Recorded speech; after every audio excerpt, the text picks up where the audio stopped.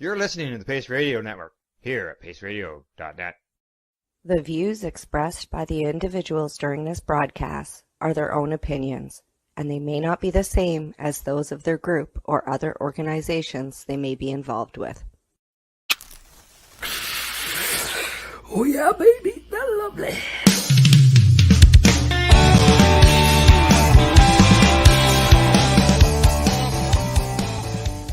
We now wander off the beaten path with an update from the Reefer reporter. Good morning, good morning, good morning. Hello and welcome to the Reefer Reporters. It is, oh my gosh, it is September 29th and we are here live from the Legacy420.com news desk. And today we bring you our global Reefer Report with myself, Cindy Howell, and Glenn Prentice here on the Pace Radio Network. I am in pain with my shoulder and therefore didn't do my hair or anything, and you're going to see my avatar today. Good morning, Glenn. Good morning. I'm glad to hear you're feeling a little bit better than you were last week. Thank you. Thank you. Yeah, last week was pretty painful. I believe you kicked me out and said, no, go to the hospital now, and Al filled in for me. God bless his heart. It makes more sense than sitting there in pain and trying to get through it. Yeah. Yeah, but it turns out that I just have rotator cuff issues, and although they suck, it should heal, with no surgery and just time and keeping everything still. Yay! Yeah. Good news. How are you? I'm doing fine. I wish my house was sold, but other than that, I've been doing great. Oh yeah, that's right. You're still in the middle of trying to sell the house. Market right now, so I don't know. I think it's a pretty nice house and the price is pretty good, I think, but no offers, or I should say we got offers, but they're lowball offers. They're not worth considering, Yeah. Everything's slowed right down, almost went backwards. Hopefully it all pick back up and it'll go soon. Fingers crossed. So. Yeah. Well, we might as well jump into the stories. I'm going to add this to stream, click the right buttons, head over here and tell you that our first story is coming to you from StratCan. And we are asking a question. When is a farm in BC not a farm? When it grows cannabis. Some outdoor grow operations in BC are feeling the stress of the ongoing stigma against cannabis. Though they have the same challenges as other farmers, they get none of the tax benefits of being deemed agricultural. The only thing guiding this policy is money, says Tyler Rumi, who's the founder and CEO of Good Buds on Salt Spring Island. Cannabis farmers are being charged a cannabis tax rate 10 times that of other farmers of other crops. The BC Ministry of Finance excluded cannabis cultivation from being considered a farming activity. What the hell else would it be? Yeah. In 2018, as a result, cannabis operations don't receive property or provincial sales tax relief that is given to other farming activities. I can see a court case here. Yeah, our farm should be designated agricultural, says Rumi. I 100% agree. However, because we grow cannabis outdoors instead of another crop, they hiked our property tax rate from 4,500 to 45,000 in 1 year. And I mean, they're forgetting that with cannabis, you don't have to let your you don't have, when you have a farm and if you have 10 fields, 8 or 9 of them are active and you have to let them rest once in a while. You don't have to do that with cannabis. Cannabis it'll keep the soil good. And these costs, this $45,000 is also on top of the cost they're charging them to actually market cannabis. Yeah. I mean, like they're being charged fees to have their licenses, and now they have to pay $45,000 in a year for property tax. It's insane. It's almost like they want them to fail. Absolutely. Yeah. The financial challenges also extend beyond taxation and include insurance, which is hard to get and expensive. I suspect we can't get crop insurance, which is something that regular farmers get access to, says Alan Davis, who is the CEO of Dabby Cannabis in Duncan. We also pay exorbitant premiums for our buildings and machinery. We only got a policy after 17 companies declined to cover us.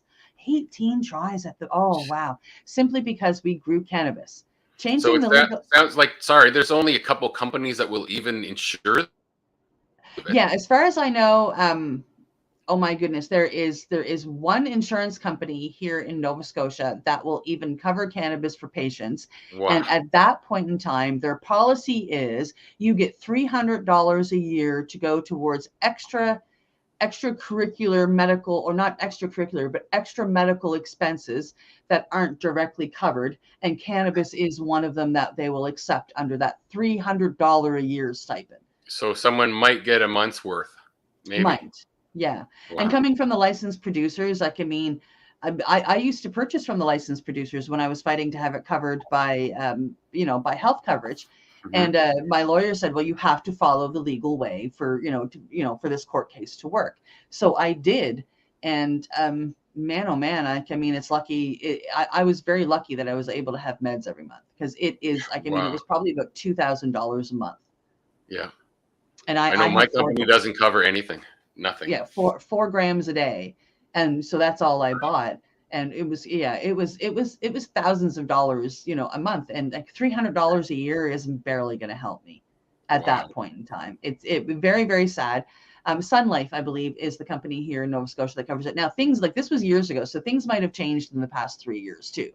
Yeah. Hopefully they provide more. And I believe they are one of 2 companies now that do provide some sort of coverage, but it's still just not enough, especially for people that are, like who need this. Like, this is their medicine of choice, and you're stopping them from using it. Yeah.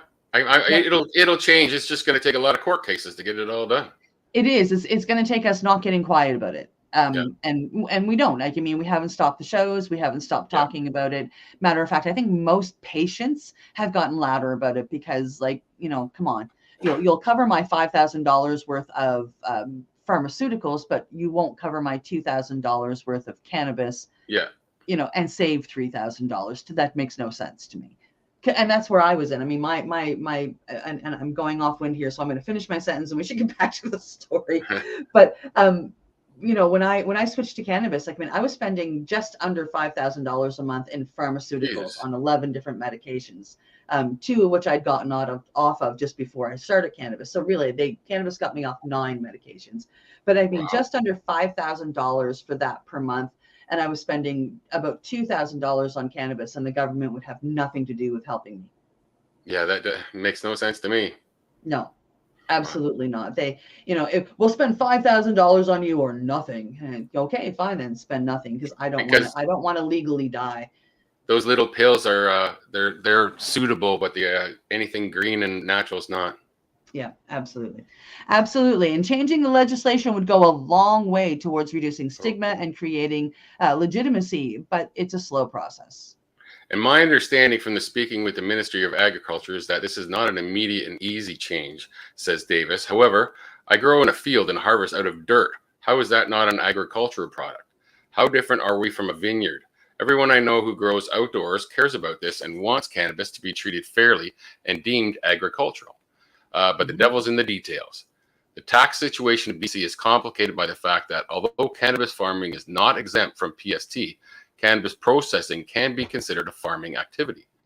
For whatever reason, they have allowed cannabis processing to be PST exempt, said Greg Casting, who's the founder of Cedar Organics, which is located next to Quesnel Lake in Cedar on Vancouver Island. However, in a processing facility of any type of agricultural product, the simple act of freezing doesn't fall under the agricultural processing exemption. Wow.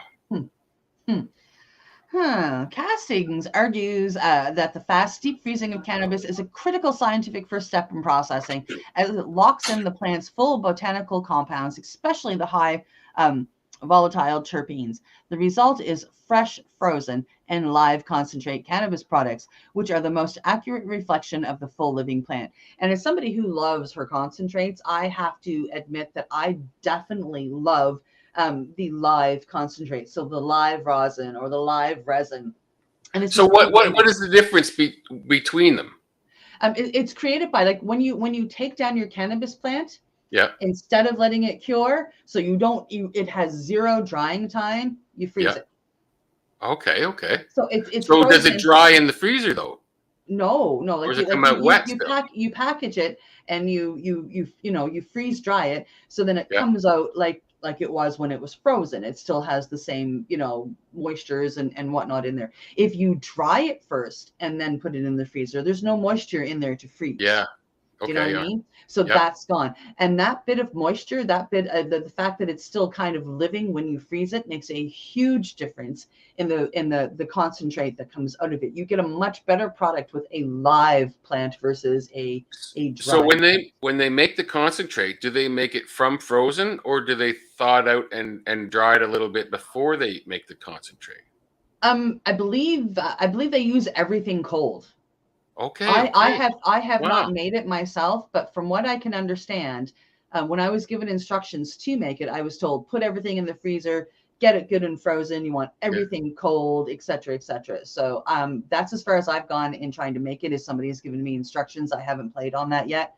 Yeah. But but somebody out there might be able to better answer that question for us. Like, I mean, do we totally thaw the product, or do we leave it frozen when we put fascinating either when we squish it or when we put the butane through, right? So when you actually use the product, you notice a difference in it. What would you think the differences are? What do you think the differences are? Oh, it's a higher terp profile that I taste. Okay. You know what I mean? Like, I can, if somebody hands me 2 rosins and says that one's a rosin and one's a live rosin, I can do a dab of each and tell you which one is the live rosin. It'll taste a gajillion times better. Wow, interesting. Yeah. Okay. Yeah, it's phenomenal. Yeah. Fascinating. So from that, and it's a big difference between fresh frozen, live concentrate, and dry. This is quite different than with other products, which are usually frozen to prevent spoilage, with the processing beginning later. If Cedar Organics were to receive the exemption, they would get a break from significant investments in generators, fuels, and freezers. At this point, sorry. Go ahead. At this point, they aren't recognizing excess casting. However, our argument is that because we are a trichome farm that produces a high-quality live extract, the only way to get that is through fast freezing and storing at -30 Celsius. We can't arrive at our final outcome without it. Cedar Organics is also disqualified from a COVID program in BC that provided tax relief, with castings estimated that overall, the refusal to acknowledge outdoor grows as agricultural has increased their tax liability by over $80,000. Part of their challenge is also that their tax assessment has been based on a period of high startup costs and does not represent the normal cost of operations. As it stands, Cedar Organics has been disallowed the freezing processing tax exemption twice, and is now making its third attempt and awaiting final communication from BC's Ministry of Finance. And they're not alone. Yeah. We do freeze much of our harvest, just as it is often seen in vegetable production, says Charlotte Blanc, founder and CEO of Rosebud Cannabis Farms in Salmo, BC. We don't see differences in production from other crops that would justify discrimination towards us. The main difference here is the much more involved and strict standard operating procedures. We are seeing it. What we are seeing is stigma-based discrimination. Yep. Rumi from Good Buds has also pleaded his case to the BC Ministry of Finance to no avail. We have made attempts to have our property classified as having been assessed as an operational farm, he says, but the province insists on keeping us in a category that allows an extortive tax rate for farmland and a farm building. It's just not fair. No. And it's all the more remarkable given that last March, during a session of the BC legislature, the Minister of Agriculture, Food and Fisheries, Femme, clearly perceived cannabis as an agriculture product and under her purview. Licensed cannabis ranks number 3 in agricultural and seafood commodities produced in BC, she said, in response to a question specifically asking about agricultural sales. The BC share of the national amount is 12.8%. This is a court case in maybe a class action if there's enough complainants. Yeah. It's and it sounds like there's a lot. Like there's a lot of the smaller well, every farm, even the big ones, would have a complaint with this, because if their tax assessments aren't as a farm, they're not agricultural, it's a fraud. What the hell? It's grown out of the ground. That's agricultural, just by description. Yep. 100%. Yeah. So in the court of law, they're going to lose. The tax people should lose this one. Yeah. So let's hope that the BC cannabis farmers band together, because I think that's the way. I hope That's so. the way to do it. Like, I mean, and especially the big boys, because they're the I ones think that they're are going to have 100% the right. money And and the the big lawyers. boys and the small boys, all of them together have to do this, and they have to win because it's right. Yep. I agree. We are now heading over to Mugglehead magazine, and we are going to learn about how Canopy sells Tweed and Tokyo Smoke pot shops. Canopy Growth Corporation has divested its retail operations as a way to streamline operations and increase its profits. On Thursday, the cannabis firm announced it is divesting of its retail businesses across Canada and has reached an agreement with OEG Retail Cannabis, an existing licensee partner with Canopy that operates Tokyo Smoke, and 420 Investments Limited to acquire the shops. The Tokyo Smoke shops in Ontario will be operated by OEG Retail Cannabis, has acquired all of the company's stores outside of Alberta, as well as the Tokyo Smoke-related intellectual property. 420 has agreed to acquire 5 locations in Alberta that will be rebranded under the 420 retail banner.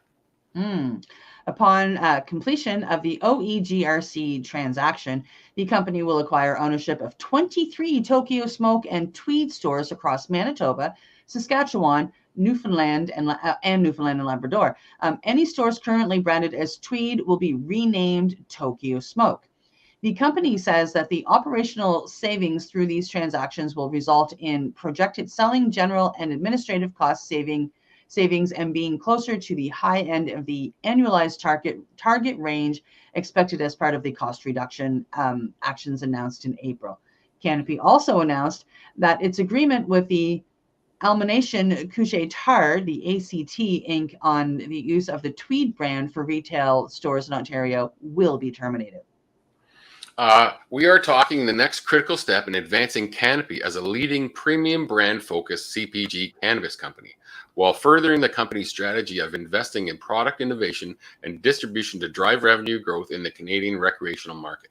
Canopy CEO David Klein says, by realizing these agreements with organizations that possess proven cannabis retail expertise, we are providing continuity for consumers and team members, Klein added. Though the best-in-class retail leadership that OEGRC and 420 have demonstrated, they will continue to serve Canadian consumers with the high-quality in-store experiences that are essential to success in a new industry. Interesting. Yeah. So it sounds like the Tweed stores are about to be no more. Tweed is a name I think that people have come to not trust over time. Okay, I don't know much about Tweed, but I'll say the other names are better anyway.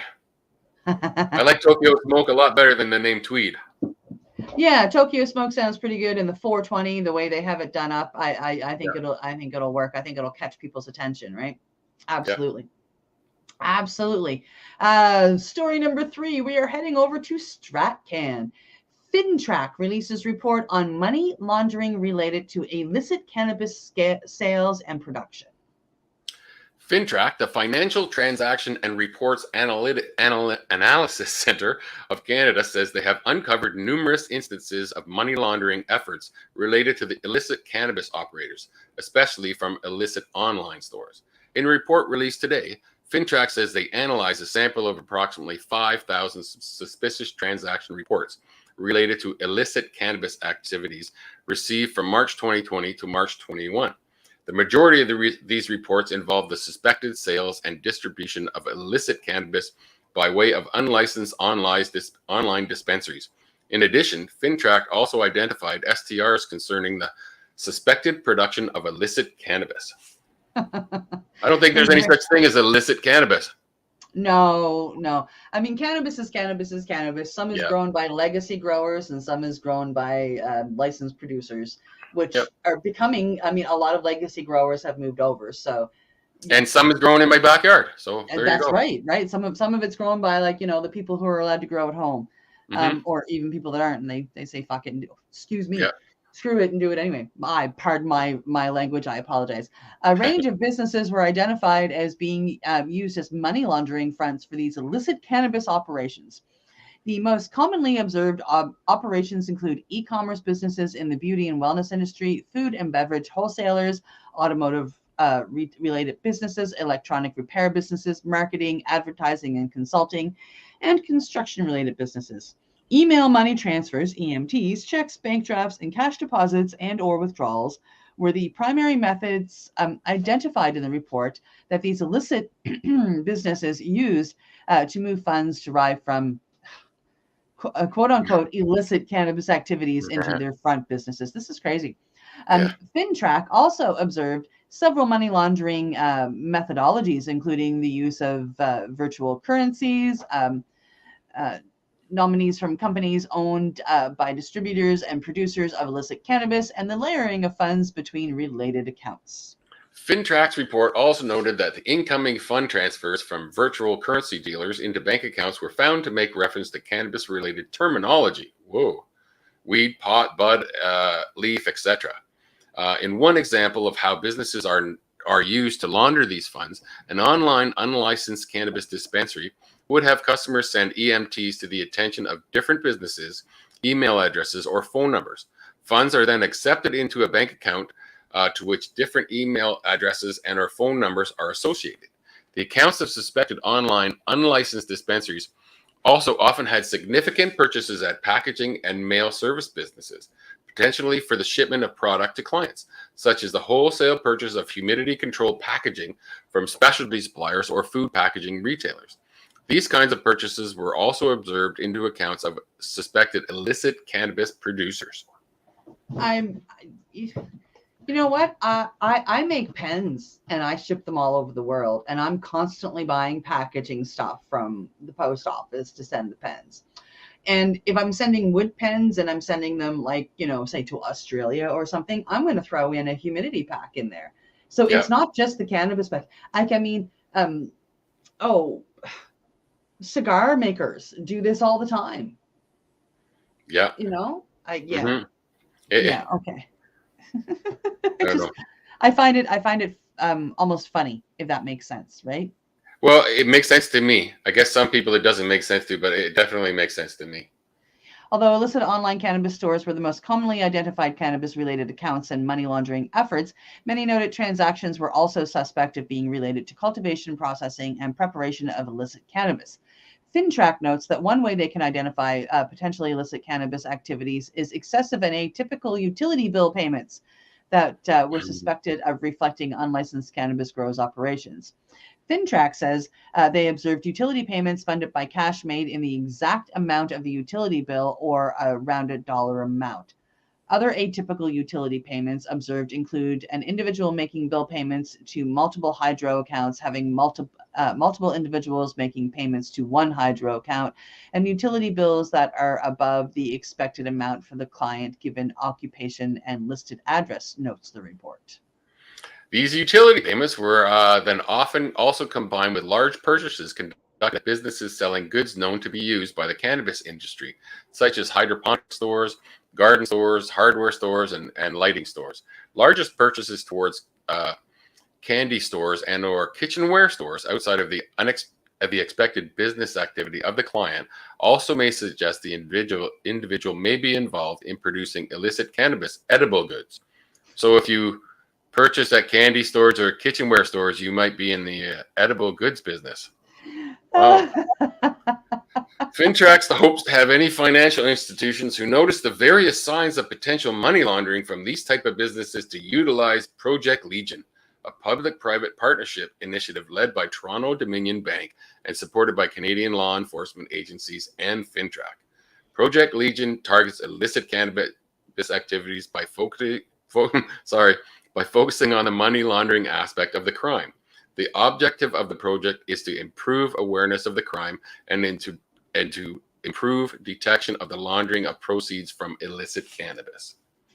Man, oh man! Years ago, they caught one criminal due to tax evasion, and they think they can trap everybody that way.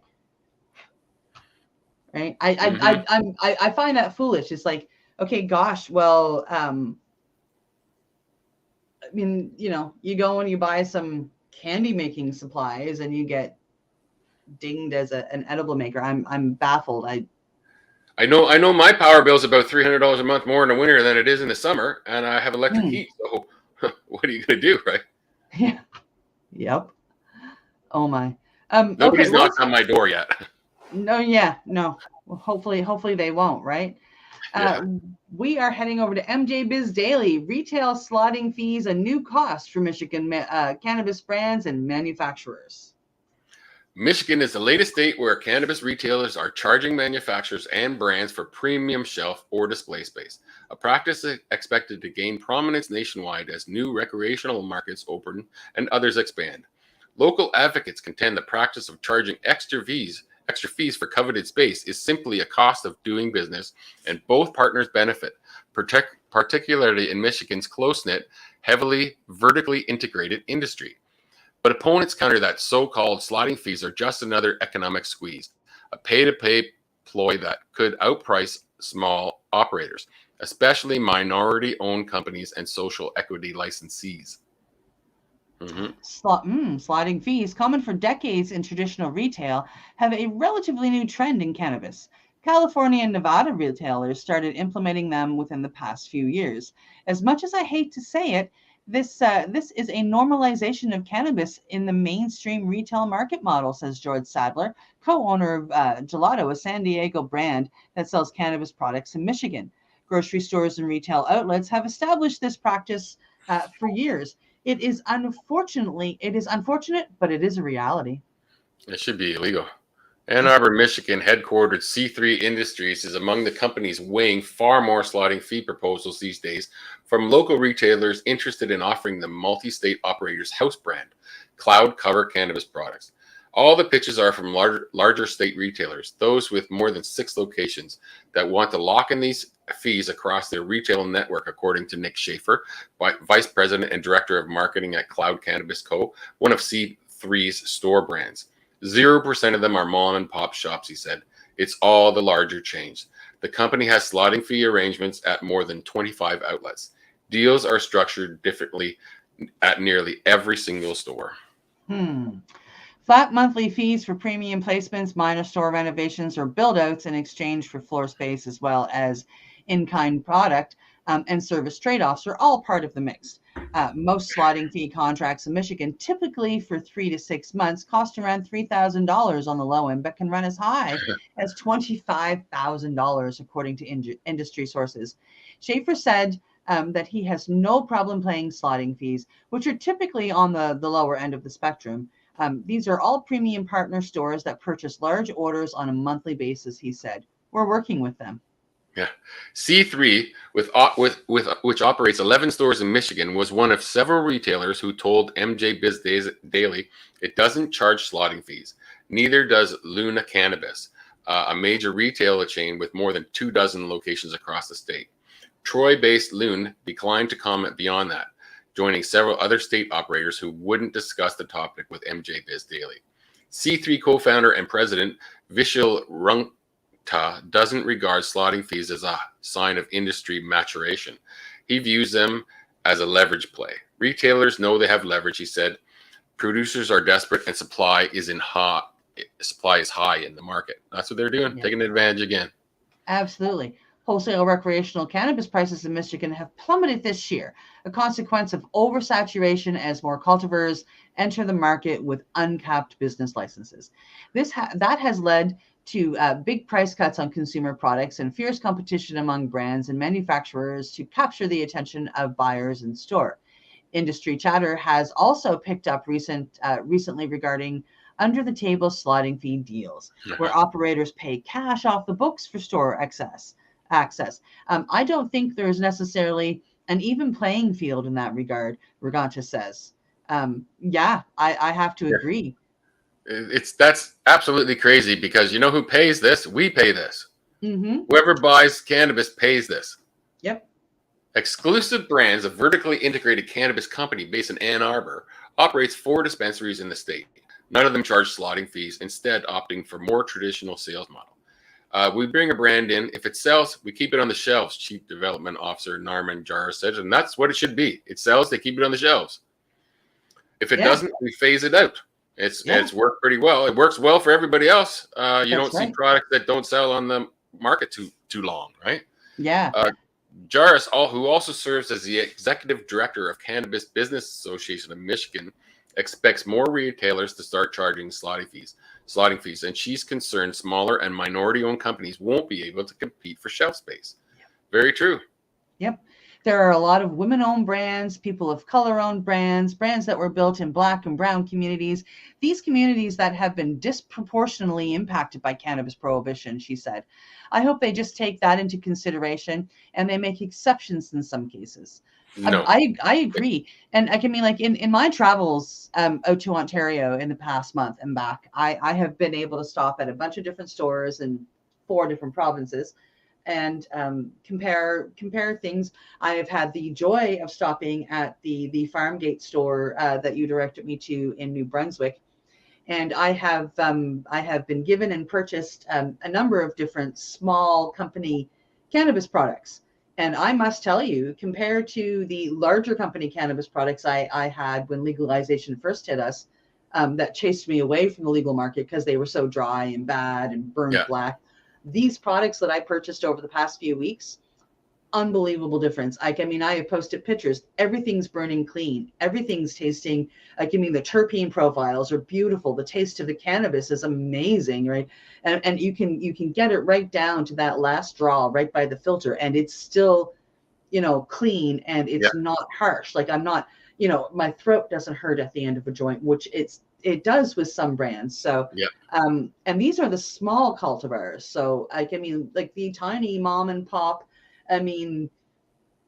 small cultivars, and like they do an amazing job.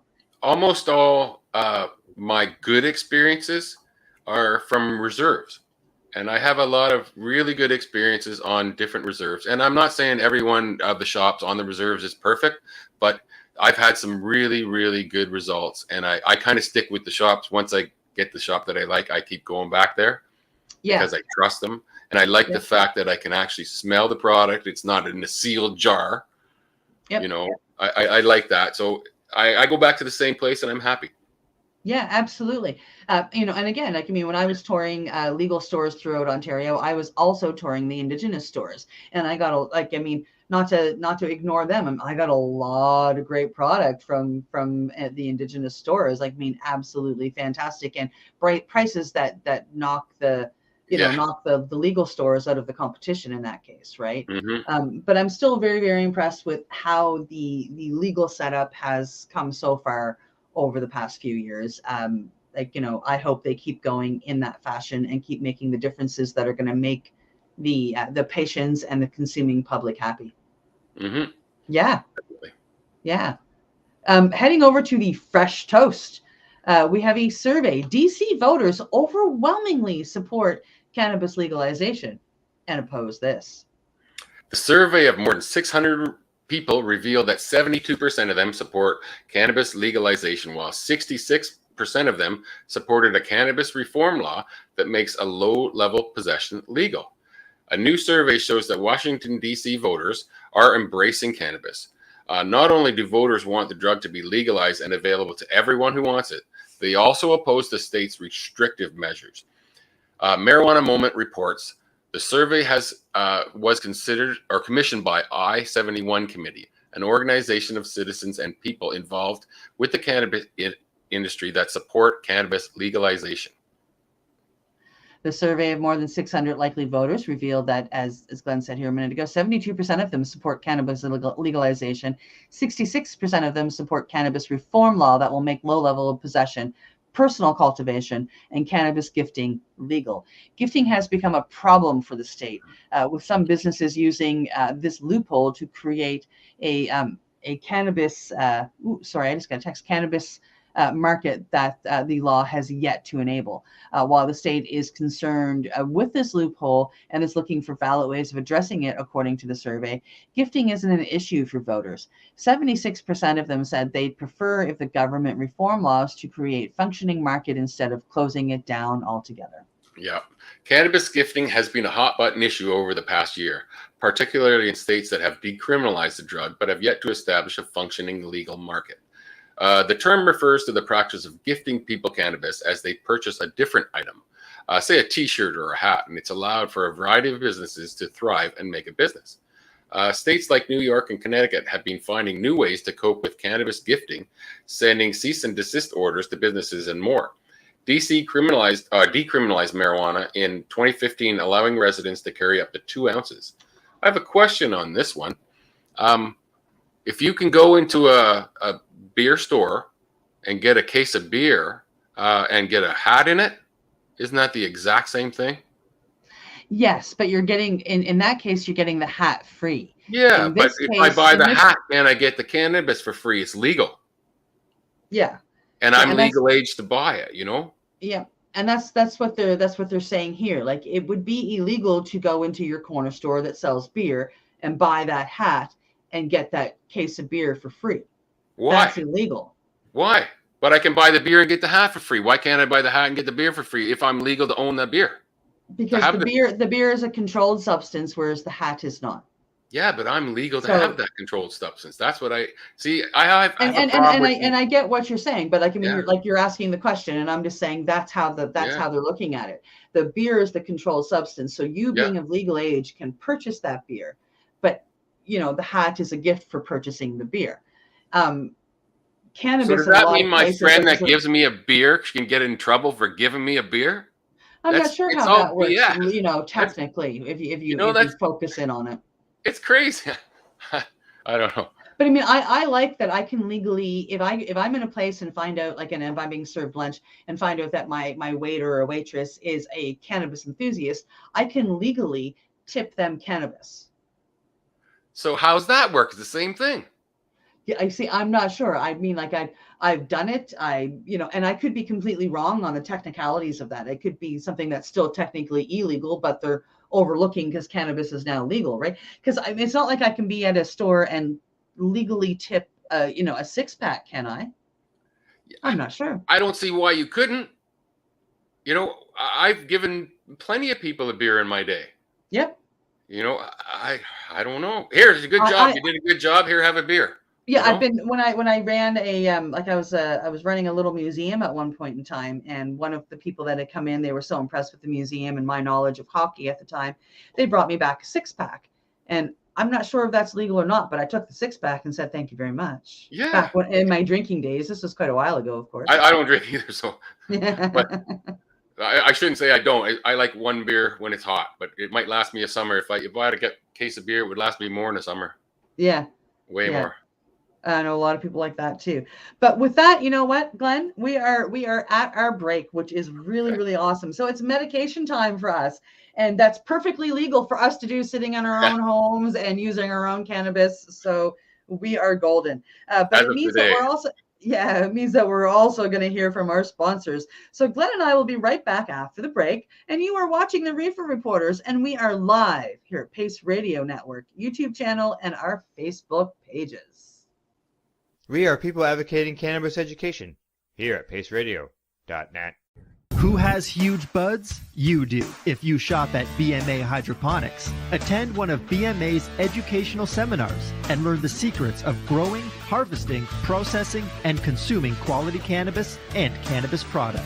Learn how to make better extracts, edibles, and medicinal creams at prices you can afford. Visit BMA Hydroponics at 404 Maitland Drive, Belleville, or call 613-967-9888. The only way to go. Enjoy the buzz of legalization with Campbellford Lifestyle Shop. From lights to plant nutrients, books, consumption accessories, and more, we've got all your basics to grow or consume cannabis. Visit our info center or take a look at our piercing services and body jewelry, now available in-store through Campbellford Lifestyle Shop, 17 Bridge Street West, Campbellford. Pace Radio is the people advocating cannabis education radio network.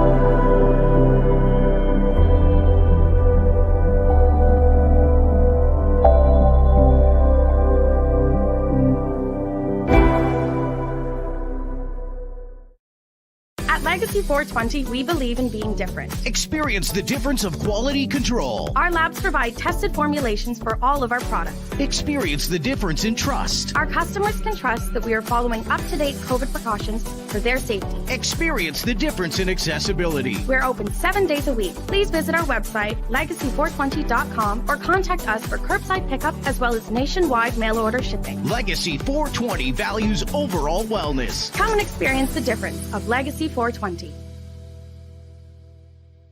Did you know that the Pace Radio Network isn't just a radio network? That's right, because most, but not all of our programming is now done via video and is then podcasted at paceradio.net. So if you want to watch, yes, watch our programming, you'll find us on the Pace Radio Network's Facebook page, plus the show's own page, and you'll find us live on the network's YouTube channel. And don't forget, you can find it all, video and audio, at paceradio.net.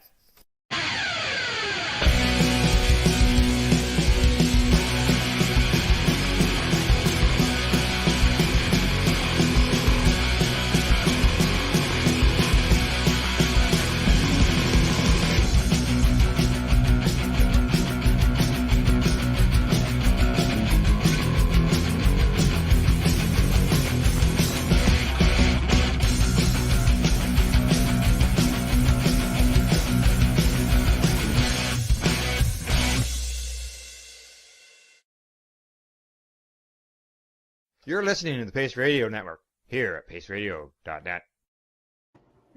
And we are back from our medication session. We are the Reefer Reporters. If you miss our live shows, don't forget they are available afterwards as a podcast at our website, reeferreporters.com, plus paceradio.net. That is the first time I have seen Dr. Buck's Airbnb or High B&B commercial. I was actually, I got a tour of the spot when I was in Ontario, and it is phenomenal, I must say. Great. I've only seen it on video. Yeah, no, it's amazing. The spot that the High B&B is in, that you see the trailer there, it's set back so you are totally away from any sound of cars or any sound of humans. Everything is nature. Like the view is spectacular. The host is wonderful. The cannabis that he leaves you, I got to try, and it is extremely high end. Nice. Yeah, Dr. Buck's B&B is definitely worth a visit for anybody that is curious. For sure. Definitely different. So I didn't do the clicking of the buttons during the break because, well, I don't know why, but that's okay. I've got it done now. And we are heading over to the first story of the last 5. And we are at Markets Insider. U.S. Customs Border and Protection Agency selects Orange Photonics LightLab 3 for Portable Cannabis Analyzer Solicitation. Wow, that's a mouthful, that is. Yes, Bob. The London, New Hampshire, New London, New Hampshire, September 28th, 22. U.S. Customs and Border Protection Agency has evaluated and selected the LightLab 3 Cannabis Analyzer Photonics as its field deployable cannabis testing.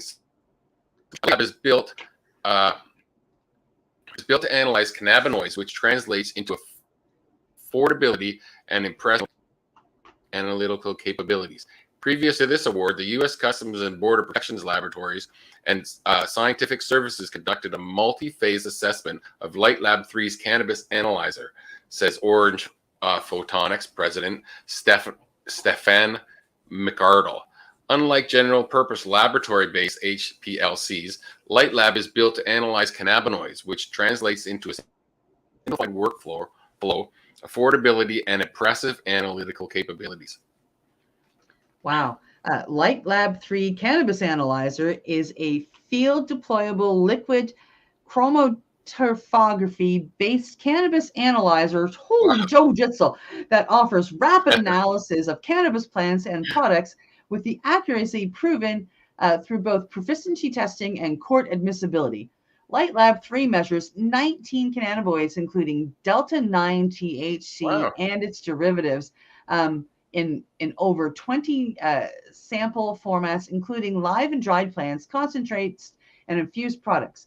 Results include both quantitative and presumptive information and can be shared directly from LightLab in an indelible certificate of analysis via QR codes. LightLab 3 Cannabis Analyzer has been subjected to multiple third-party proficiency testing and laboratory comparisons. Publicly available data show excellent correlation and in some cases better performance than certified laboratories. Wow. Yeah, this proven performance and simple workflow have earned LightLab 3 the position of being the go-to solution for quality control and compliance testing for both the largest cannabis companies in the world, as well as law enforcement regulatory bodies at the local, state, and federal levels. And about Orange Photonics. Founded in 2015, Orange Photonics is based in New Hampshire, USA. Cannabis Analyzer is a purpose-built economical HPLC capable of quickly and accurately determining the content. We already said the same, all this stuff. Yeah. I think, So it's just a little bit about them. Yeah, which was kind of repetitive, but that's really kind of a neat thing. I mean, like, okay, so like whatever about the law enforcement part of it, but I mean, being able to test your product that quickly and that easily. If they can get the cost down enough, it would be great for some of the smaller retailers, and they could actually give us real specific analyzed cannabis. And I kind of like that. I think it's a good thing. Yeah, absolutely. We're now going to head over to Forbes. We're going to go international. Australian Green aims to legalize recreational cannabis by 2023.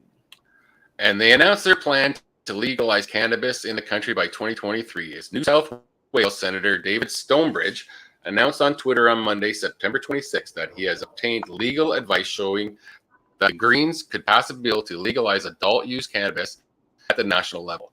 All state legislation criminalizing its legal use, possession, and sale could be overwritten. We could legalize cannabis across the country this year, he tweeted, and they should. Yeah, according to an explainer published by the Greens, Australian federal parliament could legalize cannabis for adult use across the country. The Greens said that they are already working on drafting a cannabis law expected to be available for public consultation by this year. From their perspective, Australia has a clear constitutional power to create a national legal cannabis market for cannabis. The advice provided by Professor Patrick Kaiser, a constitutional and human rights lawyer, suggested that Australia could legalize cannabis through Section 51 of the Constitution when it refers to copyrights, patents of inventions and designs and trademarks. And this section could regulate cannabis strains as plant varieties and cause them to be listed in a schedule in respect of which the Commonwealth has exclusive regulatory control. In other words, Australia would be able to regulate the cultivation, licensing, and sale of cannabis and all ancillary machinery provisions needed to create a national legal market for cannabis. And why wouldn't they be able to if they're the actual government? That's right. Once legalized, all state and territory laws that prohibit the use of cannabis under the Commonwealth laws would cease to have effect, as empowering the regulation of cannabis at the federal level would override state and territory laws criminalizing adult use cannabis. I have to be right back. My dog is asking to go out. Sure. The Greens said that the consultation to draft a bill to regulate cannabis would consider a series of comprehensive measures to regulate the industry, including the appropriate number of plants for individuals to grow legally, the proper legal sanctions for unlawful sale or distribution, additional taxation measures, and when that revenue would be allocated, where that revenue would be allocated. Prohibitions on the tobacco and alcohol industry from entering the cannabis industry, and the role of grower cooperatives. Although the campaign launched by the Greens to legalize adult use cannabis at the federal level may be supported by a large portion of the population, there are some legal hurdles to overcome. Australia is a signatory to the 1961 Single Convention on Narcotic Drugs, which prohibits state members from regulating cannabis for recreational use. Therefore, legalizing adult use cannabis would breach an international obligation. However, while Canada legalized cannabis for recreational use in 2018, the International Narcotic Control Board didn't take any action while expressing regrets for the decision. In political terms, It's unclear whether the new federal parliament elected in May would approve a law to legalize cannabis. The Australian Labor Party, which retains the majority of seats in the House of Representatives, supports medical cannabis only. Although Albanese, the newly elected Prime Minister and leader of the ALP, said in a radio program on Radio Triple M broadcast in 2019, when he was the leader of the opposition, that cannabis legalization was an issue for states, not the federal government. As a matter for state and territory governments, and they'll make their own decisions based upon their consultation with the community, he said, adding that there was no federal ban to prevent it from happening. While medical cannabis became legal under prescription in 2016, recreational cannabis remains an offense in most states and territories of Australia, where laws differ from state to state. However, the Australian Capital Territory passed a bill in 2019 allowing for the possession of up to 50 grams of dried or 150 grams of fresh cannabis and the growth of 2 plants of cannabis for personal use. In that case, even though the ACT's cannabis law conflicted with the federal law, the federal government didn't take any action to overturn the controversial legislation. I'm back. Okay. While the Cannabis Legalization Company campaign through the use of federal power launched by the Greens is likely destined to open a public debate over cannabis and the balance of power between state and territories and the federal government, Australians seem to have a clear idea about legalization. According to the Australian Institute of Health and Welfare, cannabis is the country's most widely used illicit, quote-unquote, illicit drug. The 2019 National Drug Strategy Household Survey showed that 36% of people over the age of 14 had used cannabis in their lifetime, and 11.6% had used cannabis in the previous 12 months that they admitted. The Institute a whole bunch of them lied there. The Institute has also found that 70% of Australians aged 14 and over don't support the possession of cannabis being a criminal offense, and over 40% of Australians believe recreational cannabis should be legalized. Absolutely. I'm amazed it's only 40%. Yeah, 78% of them believe that it shouldn't be a criminal activity, but yet only 30 or 11.6 of them admitted to have using it over the last year. So I find they're not telling the truth straight through. Yeah, I find that's a BS number. Even the I think it was 28% that had admitted using it in their lifetime, something like that. Yeah, that's crazy. Yeah. That's a BS number. I agree. We are now heading over to my favorite publication. We've already had it once here today, so this is the second time it has shown up. The Fresh Toast. I love this publication. I don't know why. And what happens to cannabis scraps? In this modern age of cannabis, what happens to the part of the plant that doesn't get you high? There are many options. Endless time, money, and thought go into exactly what to do with cannabis buds once they are ripe for picking. There are ever-evolving methods of extraction and always a new and exciting way to consume cannabis. But the THC-rich buds or flower are a small fraction of the towering cannabis plant. After the plant has been cured and trimmed, there remains a large mound of natural cannabis scraps that must be dealt with.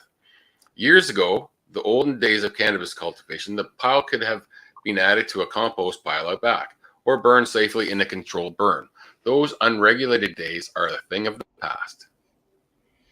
In today's legal and highly regulated market, you can't just toss cannabis scraps in the back of the greenhouse. So, in this modern age of cannabis, what happens to the part of the plant that doesn't get you high?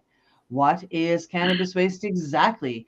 When you picture cannabis waste, the visual you have is likely a tidy mound of plant stalks and unusable leaves. This does make up a large portion of the cannabis waste, but there are other forms of waste as well that can be a bit trickier and less green.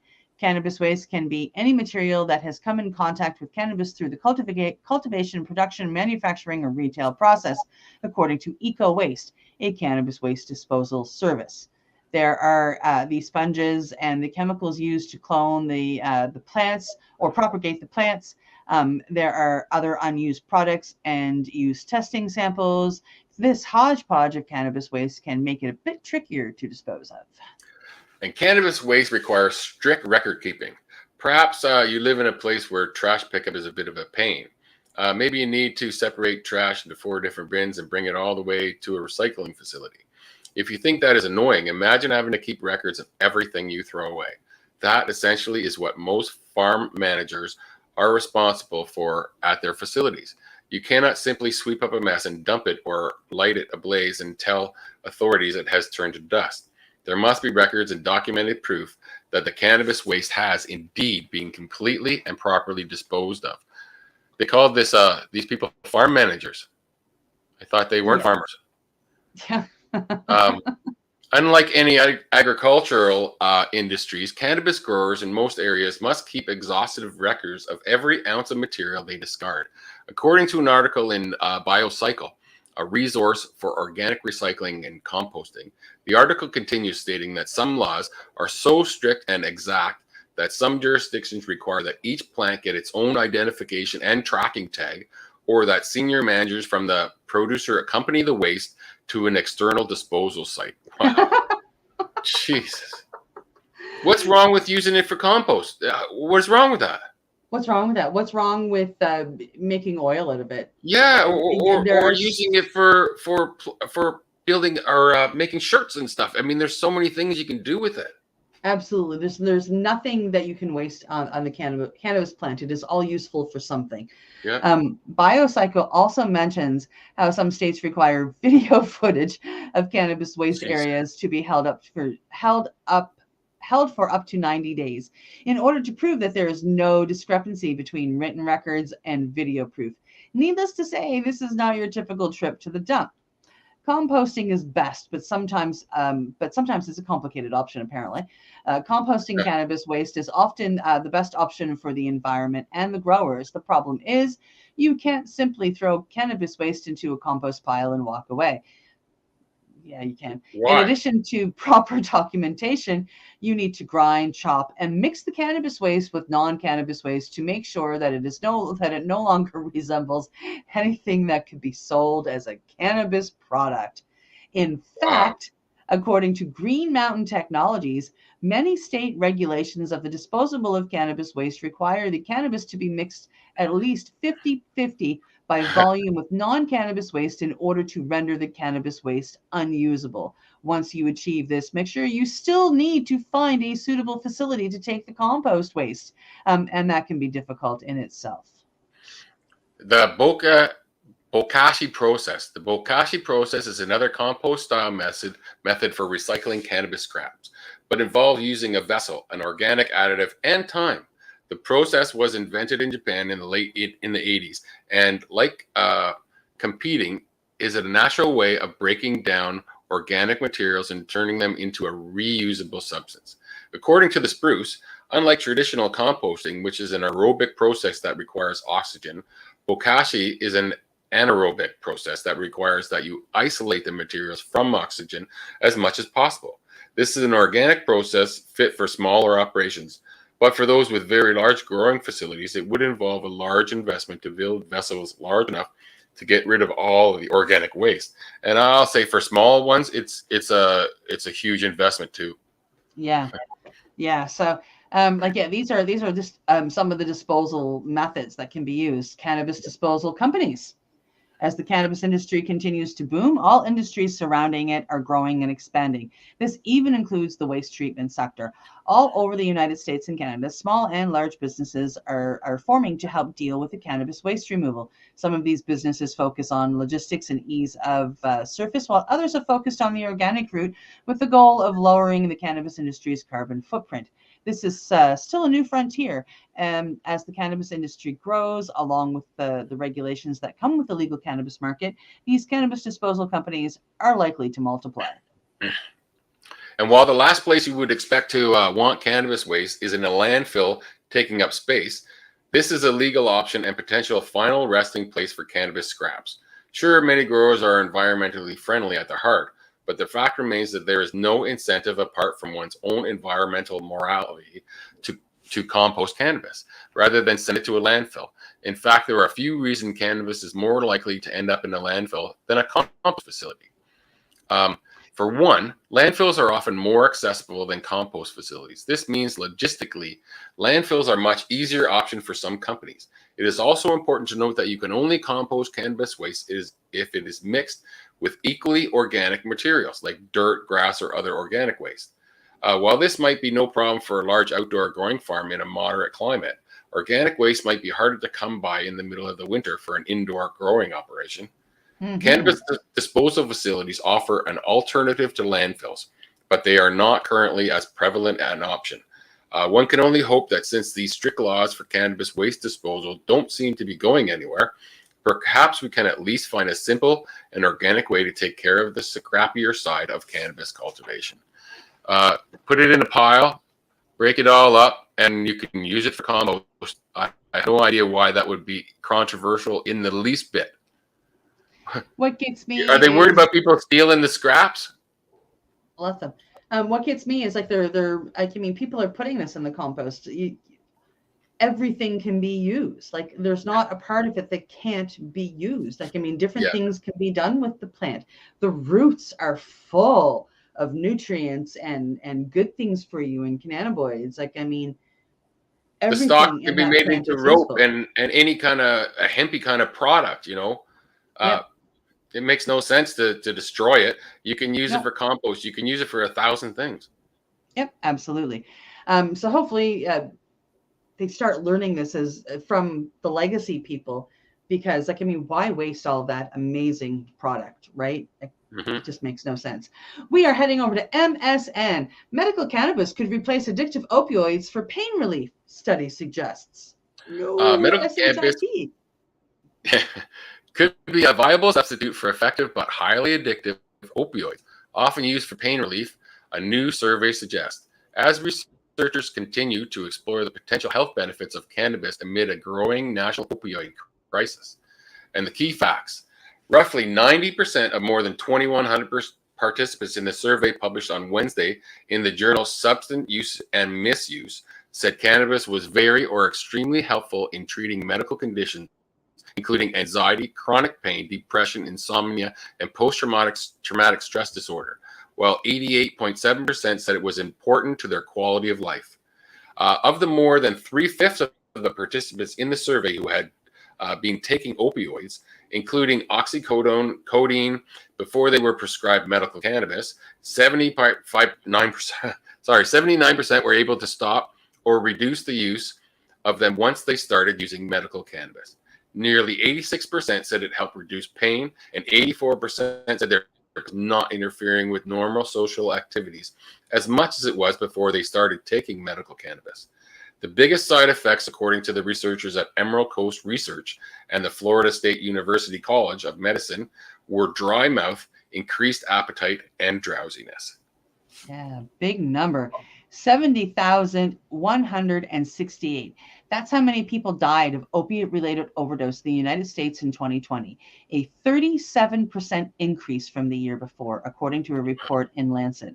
Prescription and non-prescription opiate deaths have increased by more than 8 times in the United States from 1999 to 2020, with more than 550,000 deaths over the 21-year period. Gross, according to the study. Despite a growing push towards legalization, recent studies have found increased use could come with negative effects. A study published in June by BMJ Open Respiratory Research found that people who use recreational cannabis have a higher risk of being admitted to the hospital, with the most common causes of emergency room visits being acute trauma and respiratory problems, although researchers were reluctant to assume causation. Yeah, of course they were. Yeah. Cannabis has increased since becoming legal for medical use in 37 states and for recreational use in 19 states and Washington, D.C. And recent polling suggests a majority of Americans favor full legalization, although scientists admit that there is a lot of research that needs to be done in on its potential health benefits. There is a reason to believe that non-psychoactive compounds in cannabis, CBD, could help treat chronic pain. Meanwhile, however, health experts and lawmakers have been taking action to cut back on the growing national opioid crisis.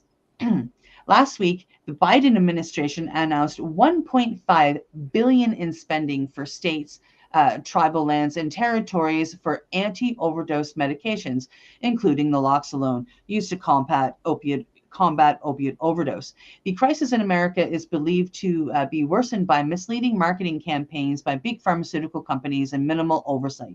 In February, health experts on the Stanford Lancet Commission on North American Opioid Crisis warned there would be more than 1.2 million opiate deaths in the US and Canada by 2029 if no action is taken. Can you imagine if cannabis was causing this? It's not. What would happen?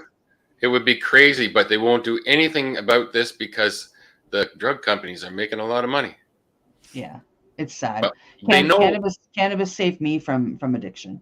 Well, the government knows how many pills are being put out, and they know how many people have a script for it, and the numbers don't even come close to matching. So wouldn't that be a better thing to do right away? Stop the production of all these extra drugs that we don't need. Yep. Emerald Coast Research neuroscientist and researcher in the survey, Carolyn Pritchett, acknowledged that a large number of people feel the need to take opioid pain medication. But if there's the option to instead use a medicine with less harmful side effects, including a lower risk of overdose and death, then it should perhaps be considered. No, then it should be considered. Yeah, absolutely.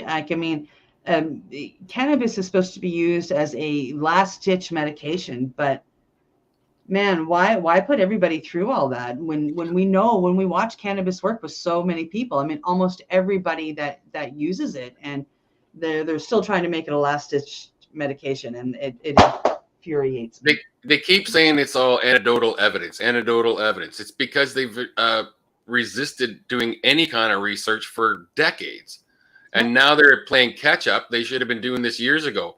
The evidence that I've seen from patients, people I've talked to, is astronomically in favor of it being less destructive and more helpful than any opioid there is, period.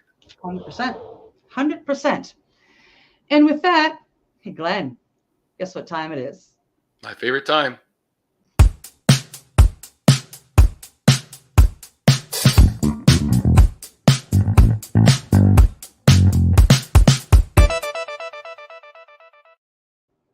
And I should have been clicking buttons while that was playing. I love that little opening for the Mushie Moment. We are heading over. Click add to stream, Cindy. We are heading over to Nature Briefing, and the headline here is hope that psychedelic drugs can erase trauma. And some researchers are finding clue that MDMA might be able to treat post-traumatic stress disorder, but the science has yet to catch up with the optimism. When Lori Tipton saw an advert on social media seeking subjects for a study on post-traumatic stress disorder, her curiosity was piqued. She had already tried antidepressants and anti-anxiety medications. She had been to therapists, social workers, psychiatrists, and psychologists. When all that failed to quell her anxiety, panic attacks, insomnia, and suicidal thoughts, she sought help from other sources: a dietitian, an endocrinologist, a shamanistic healer, and an Ayurvedic doctor. She even pursued a yoga teaching certification to become more present and mindful. Nothing had helped. The trial would test whether the psychedelic drug MDMA, better known as ecstasy, could treat PTSD. She didn't expect it to be successful, but with other options exhausted, she decided to give it a try. Yeah. PTSD in anyone who has faced danger or experienced chronic stress, the most common causes being disaster, sexual assault, domestic abuse, and combat experience. Tipton's PTSD stems from a series of traumatic events. When she was 20 years old, her brother died of a drug overdose in her apartment in New Orleans. When she was 25, her mother killed 2 family friends before turning the gun on herself. Tipton discovered the murder scene. The same year, Hurricane Katrina displaced her and her entire community. The following year, she was raped, became pregnant, and aborted the pregnancy. She recalls that the nurse in charge of her care had anti-abortion views and shamed her, withheld pain medication, and was physically rough in examining her. Oh my God. PTSD sounds like she was tortured. Yeah. Most PTSD sufferers have been. And it's unbelievable, right? PTSD can manifest as recurrent intrusive memories or more rarely as memory loss. The best studied treatments are cognitive behavioral therapy, in which people are helped to identify patterns of negative thought and behaviors with a view to changing them, and exposure therapy, in which they confront things that trigger fear and anxiety in a safe setting. These are often combined with antidepressants and anti-anxiety medications, but relatively few people reach true remission, and for some, such as Tipton, the treatments provide at best little or transient relief. And some of these medications don't give relief at all. They actually, add further into suicidal thoughts and tendencies. I've actually read some antidepressant medicine that says right on there it can cause depression, and it does. It's very strange to me that it's supposed to be an antidepressant that says it causes depression. Yeah, I don't understand it, but I'm not a doctor. In the past decade, an increasing number of combat veterans with chronic post-traumatic stress have sought relief in the psychedelic underground, trying everything from magic mushrooms to ayahuasca. Ayahuasca, yep. A powerful psychedelic made from South American plants. But only in the past few years have researchers finally been able to properly test whether psychedelics can help. The decision of the U.S. Food and Drug Administration to approve esketamine for treatment-resistant depression in 2019 signaled a shift towards the potential acceptance of psychedelic as treatments for a variety of mental health conditions. Clinical research in psychedelics has been pressing forwards at a mind-bending pace. Wow, that's a play on words. Mm-hmm. However, the enthusiasm for clinical trials, driven partly by anecdotal reports of success and partly by the desperation of people who have spent decades searching for relief, and I feel that, has led to a sense of optimism not fully grounded in evidence.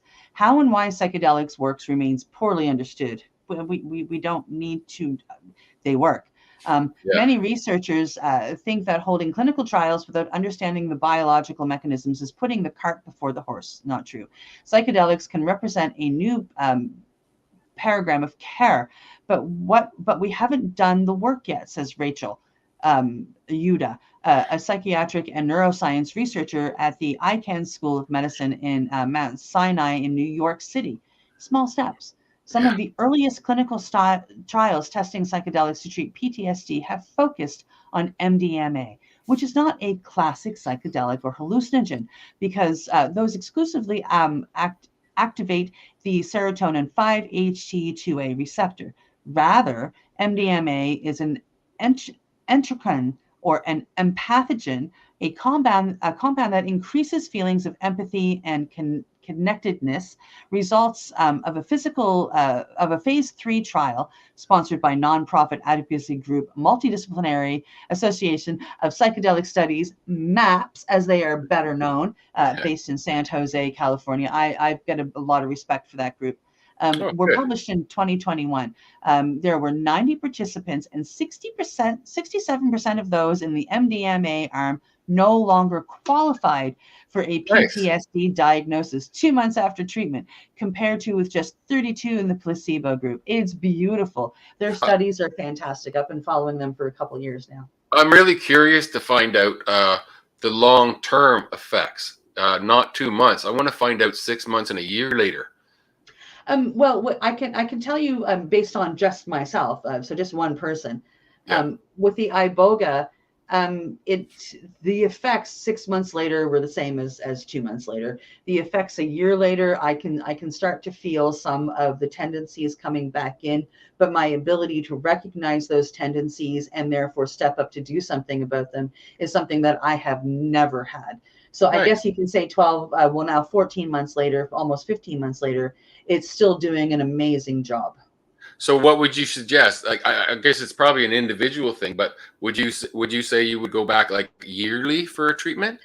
Now that I have gone past the year mark and see my struggles popping back up, yes, I will go in October, and then where I'm planning on going back to school in September, I will plan for next probably August, and then I will keep myself booked in once a year to continue to help myself. It's not going to hurt me. It's only going to continue to help me and help me heal. So that's how I see it from a personal one person standpoint / study. Like I can only, Awesome. judge on myself, but Yeah. that's how it's working for me so far.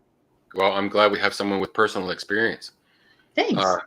But the study was small, and as with clinical trials of psychedelics so far, it had one big problem. Psychedelics are difficult to fake, so it was nearly impossible to keep the control group blinded. Yeah, that's right. Subjects assigned to the placebo arm had no illusions about which group they were in, making true comparisons between experimental and control subjects nearly impossible. It's always going to be that way. Nevertheless, the researchers are pressing ahead.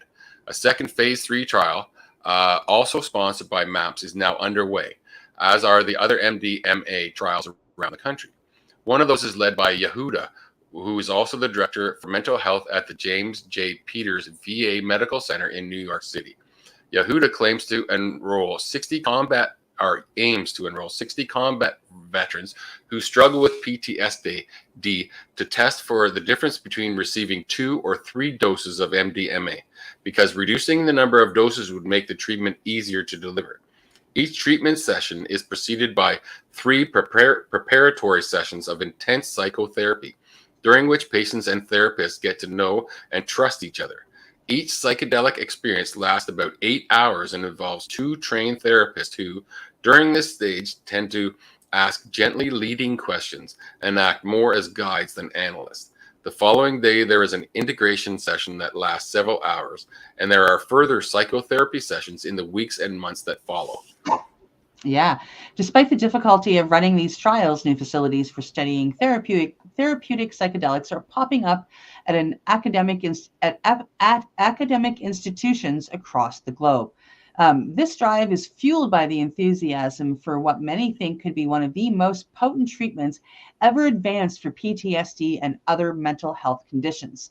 These studies thus far are tantalizing, but they're fundamentally pilot studies, says Charles Nemiroff, a neurobiologist and psychiatrist at the Dell Medical School at the University of Texas in Austin and co-director of one of these new centers, the School Center for Psychedelic Research and Therapy. He helped found the center because he says we needed to bring some scientific rigor to this field. He points out that most studies so far have been small and lack the statistical power of studies with more than 1,000 subjects that typically accompany applications to the FDA seeking approval for new treatment. And nothing yet addresses how clinicians might regulate multi-session therapeutic doses, let alone train practitioners to administer and guide patients through them. Yehuda acknowledges that there are plenty of obstacles. This is a big treatment. She says it requires a big team of researchers and it is not practical to deliver in standard healthcare settings. Furthermore, PTSD is a complex issue, one she spent decades studying. She is generally skeptical about anything that promises a quick fix. She says once she realized that the drugs were being proposed not as a rapid cure, but part of a long-term therapy based on robust phase 2 trial data, she was interested. For Tipton, MDMA is not a magic cure, but rather a psychological aid that requires hard work on her part. Even so, it provides an escape from the cycle of anxiety, panic attacks, and suicidal ideation that had trapped her for years. You know how when you're in a maze and all you can see is the walls and you're just turning and trying to find your way out? She says, imagine if all of a sudden, like in a video game, you switch your perspective so you're above the maze and can guide yourself. So now you can see that you've just got to take 3 lefts and a right. That's how it felt when she was coached into mentally revisiting the murder scene, she says. Wow. Oh, wow. What a great metaphor. Heck yeah. I agree with that. Previously, when she thought about that day and the people involved, she would ball herself off from her emotion. The drug radically changed that mindset. Under the influence of MDMA, with these 2 therapists, I was able to go into that specific memory, stay embodied, and also find a depth of understanding and empathy for everything that had eluded me all my life, she says. Previously, she had been terrified to feel anything, a common symptom of PTSD. The MDMA, she explains, allowed her to revisit her trauma while holding on to her emotion. I could go into that specific memory and see the person my mother was. The circumstances that led her to that horrific and final act allowed me to find empathy and understanding for her. The mechanisms by which MDMA allows someone to revisit traumatic memories without anxiety remains unclear. Researchers know that chemically, psychedelics resemble the natural occurring neurotransmitter serotonin. They can hijack the serotonin system, says Robin Carter Harris, a neuroscience and psychology researcher who heads the new psychedelics division at the University of California, San Francisco. Different psychedelics tend to bind to specific serotonin receptors, so they result in different signaling cascades throughout the brain. But MDMA is a broader brush. Carhart-Harris says it doesn't act as a specific serotonin receptor. It increases serotonin functioning in the brain and body quite broadly, he says. By triggering the release of extra serotonin, MDMA makes it available to bind to receptors throughout the brain. The drug also prompts the release of lesser amounts of noradrenaline and dopamine, potentially increasing a person's sociability while decreasing their anxiety and negative emotions. What MDMA allows you to do in the therapeutic context is to go there, to work through the traumatic memories without being overwhelmed, says Carhart-Harris. Although MDMA has received most of the attention, clinicians who treat PTSD are not limiting their search for useful mind-altering drugs to just this one. The field is much more complicated than most people appreciate, says Alan Schatzberg, a psychiatrist at Stanford University in California. Ketamine, cannabis, and psilocybin, the active compound in magic mushrooms, have also attracted researchers' interest. Psilocybin in particular is showing promise. Compass Pathways, a pharmaceutical company in London, has already had modest clinical success testing a psilocybin preparation against treatment-resistant depression. However, Compass noted that a smaller number of subjects who received the highest dose had also had suicidal thoughts. Just sorry about this. Psst. My cat's getting into something. I had to like psst her. Despite that, the company is planning to test psilocybin against PTSD and has announced recruitment for a phase 2 trial led by researchers at King's College London. A critical period. Reports of the clinical effects of psychedelic therapy, loosening memories and habits, are deeply embedded, are stacking up. It's not like cognitive behavioral therapy or prolonged exposure therapy, where it feels like you're chasing someone around the room to get them to talk about the thing that happened in Afghanistan. They just say it, says Jennifer Mitchell, director of the UCSF's Institute for Translational Neuroscience and lead author of the Phase 3 MDMA trial published last year. But there is a problem. No one is clear about how or why psychedelics do what they seem to do. And Gul Dolan, a neuroscientist at Johns Hopkins University in Baltimore, Maryland, is interested in the idea that psychedelics might somehow unlock an ability to learn that's normally seen only in the very young brains. As young animals develop, their brains go through crucial times called critical periods when particular skills, which are social, emotional, physical, and more, are most easily acquired. These are discrete windows of time, and when they end, the brain becomes less plastic and it becomes harder to learn new skills. But when Dolan and her colleagues gave MDMA to adult mice, the animals developed an appetite for social interaction, normally seen only in juveniles. The effect lasted more than 2 weeks after the acute effects of the drug had worn off. It was our first clue that MDMA was reopening this critical period, says Dolan. In Dolan's view, the reason MDMA works so well for treating PTSD is because reopening that critical period for a few weeks provides the opportunity for neurological rewiring, and talking therapies can take advantage of that.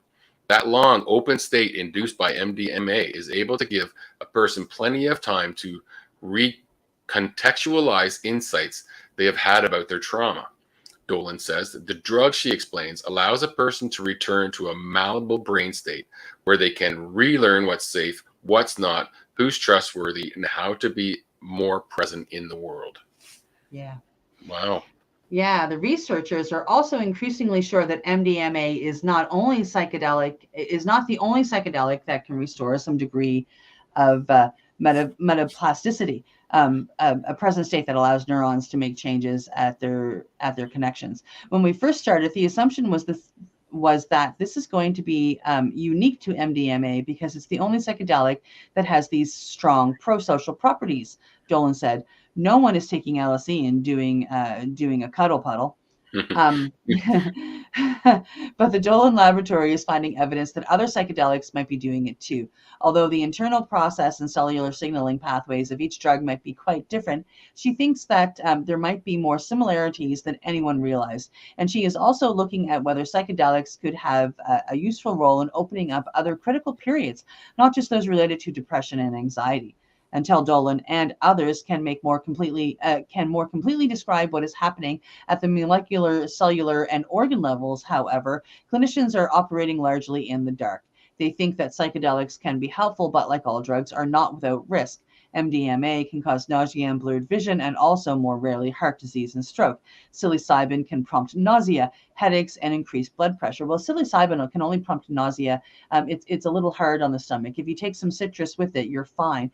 And also, if you get nausea while you're taking a psychedelic, it is trying to get you to purge the negativity in your own body. It's not a bad thing to get the nausea.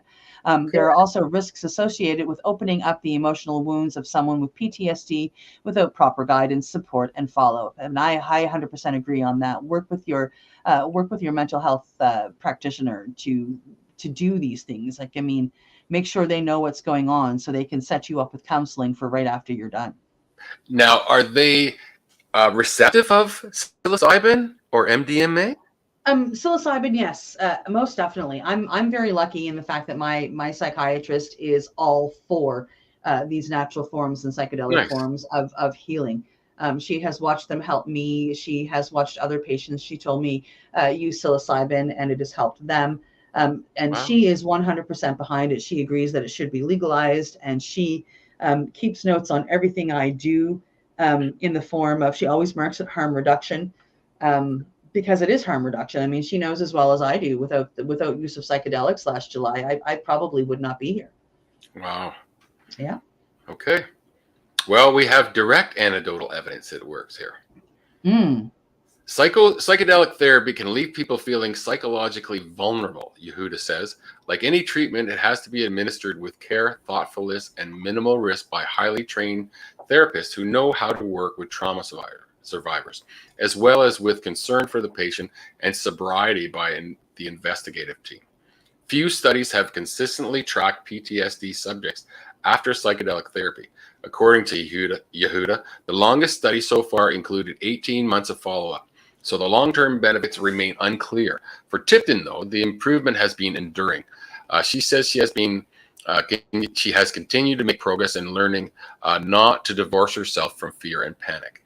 For years, she felt a surge of anxiety every time she arrived home, put her key in the lock, and heard her dogs on the other side of the door, pacing on the tile floor, excited to welcome her home. Then one day, about 2 months after her final session, she decided to follow that emotion to its source, something she'd never previously been able to do. From the MDMA experience, I've learned to stay with my feelings, she said. Suddenly, she remembered that while she was walking through the murder scene, her mother's 2 Dachshunds were pacing on a concrete floor behind a pet gate. From the moment she remembered that, she says, her anxiety was gone. It's amazing. Mm-hmm. It's absolutely amazing. So she didn't know that was one of the triggers. Yeah, the pacing of her dogs, and then she figured out why, and then she was able to deal with it and put it away. And now the memory of her mother's dogs is literally just that. It's a memory and no longer triggers everything. And it's beautiful to hear about that happening in people, and it's beautiful to feel it happening. And I longed for the day that you walk into a psychiatrist office and you're like, oh gosh, I've just had all these repressed memories come back, realizing I now have PTSD, and they go, oh, oh, we're going to send you, and we're going to start with psilocybin, and then there's other things, instead of giving them all this stuff that's going to make them feel even more suicidal. It's exciting news. It's really exciting news. Like, I mean, even if we're only following one person at a time to get long-term effects, we should, because a lot of it is very similar from person to person. Not what we go through and how it helps us, but how long the effects last. And it's such a beautiful way to heal that I wish it was more accessible to more people. This is all new to me, all absolutely fascinating. Yeah, it's still fairly new to me, but extremely fascinating. I love meeting people that have used either the same psychedelics as me, or even better, other psychedelics. And we can sit there and tell stories of what we went through and how it's helped us, and epiphanies that we still have 12 months later. Because these psychedelics, I mean, even though, yes, I feel I have to go back, I still feel that iboga is working within me and helping me to have epiphanies, like on a daily, if not weekly basis. I have experience with a couple people that I know that have PTSD that have used cannabis for it, but you're the only one I've known who's used psychedelics for it so far. And this is, like I said, this is all new and fascinating to me. I'm so glad I found psychedelics. It has changed my life. But we are now at the end of our 10 stories for today. I really liked that last story. It was very promoting of conversation. We've now gone even over the 90-minute mark, so I apologize, Al. That's kind of I like to talk. But with that, we are done. And that's it, folks. That's our Reefer Reporter for today, September 29th, 2022. And from the Legacy420.com news desks. And in closing, we'd like to say that we thank you for watching, and thank you to our sponsors, BMA Hydroponics, Dr. Buck's B&B, Legacy420.com, and the Campbellfield Lifestyle Shop in Campbellford, the Campbellford Lifestyle Shop in Campbellford. I got to visit most of these places. It's really exciting. And don't forget, you can catch Reefer Reporters, Reverend Callie and Al, Mondays at 10 a.m. Eastern. Thank you so much for joining us. Have a great day. Oh yeah, baby, that's lovely. You're listening to the Pace Radio Network here at paceradio.net. The views expressed by the individuals during this broadcast are their own opinions, and they may not be the same as those of their group or other organizations they may be involved with. BMA Hydroponics has everything you need to succeed. Visit our hydroponics superstore at 404 Maitland Drive in Belleville, and we'll show you how to grow your own quality cannabis for pennies per gram. We're open Mondays, Tuesdays, Wednesdays, and Saturdays from 10 a.m. to 5 p.m. and Thursdays and Fridays from 10 a.m. to 7 p.m. Call 613-967-9888. BMA Hydroponics. It's worth the drive. The only way to go. At Legacy 420, we believe in being different. Experience the difference of quality control. Our labs provide tested formulations for all of our products. Experience the difference in trust. Our customers can trust that we are following up-to-date COVID precautions for their safety. Experience the difference in accessibility. We're open 7 days a week. Please visit our website, legacy420.com, or contact us for curbside pickup as well as nationwide mail order shipping. Legacy 420 values overall wellness. Come and experience the difference of Legacy 420. Did you know that the Pace Radio Network isn't just a radio network? That's right, because most, but not all of our programming is now done via video and is then podcasted at paceradio.net. So if you want to watch our programming, you'll find us on the Pace Radio Network's Facebook page, plus the show's own page, and you'll find us live on the network's YouTube channel. And don't forget, you can find it all, video and audio, at paceradio.net.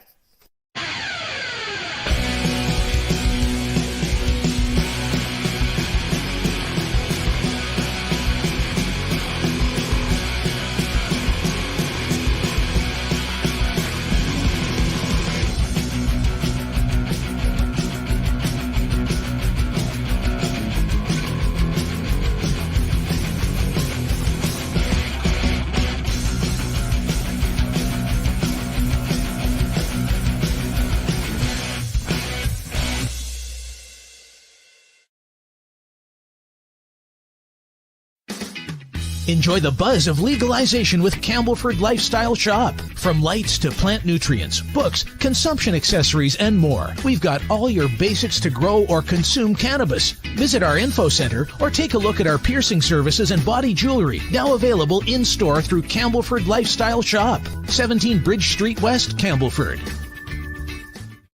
You're listening to the Pace Radio Network here at paceradio.net.